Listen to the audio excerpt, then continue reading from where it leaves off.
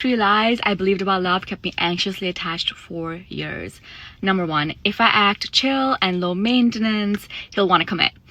I had an ex-boyfriend when I lived in San Francisco who, in the beginning stages, I literally wouldn't even text him first. I would act completely cool that he hadn't called me or texted me for days, even though I was like spiraling on the inside.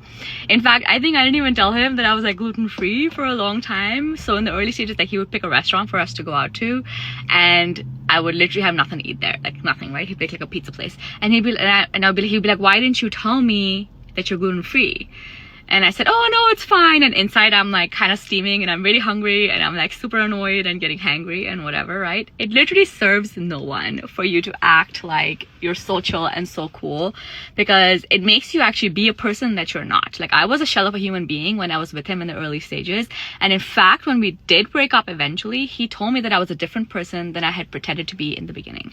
Number two, the more I give, the more he'll want to stay, right? With the same ex, I remember we'd gotten into like a bit of an argument, fight, and I think it was over actually like me meeting his family.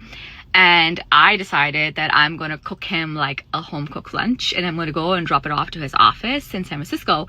I didn't even get to talk to him. I dropped it off with the receptionist thinking like, oh my God, he's going to text me and he's going to be so happy. I didn't hear from this dude back in like, I don't know, until the end of the day. And he texted me and said, oh, the chicken was kind of salty. And he had nothing positive to say to me. And he, you know, it didn't make him decide to like get over the fight or whatever, right? It really doesn't mean anything. It doesn't mean that just because you're overgiving and people pleasing, you know, ignoring your own boundaries, that this person's going to want to stay. The right person will, the wrong person, never.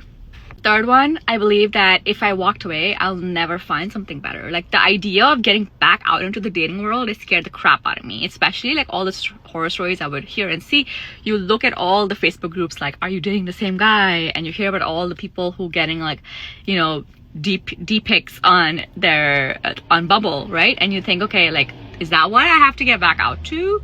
That sounds horrible. And so I'm just gonna stay in this, even though I know it's time for this to be over, even though I know that this is never gonna turn into something. And you just continue to do that out of this fear of being alone. And I have done this countless times, and it has never ended up in that relationship turning around, because that has nothing to do with that particular relationship. That has to do with your own fear around just being alone, right? And putting yourself out there and thinking, oh, I'll be single forever, or oh, dating sucks, and all of your limiting beliefs around dating coming back up, right? By the way, I have so many more stories around this.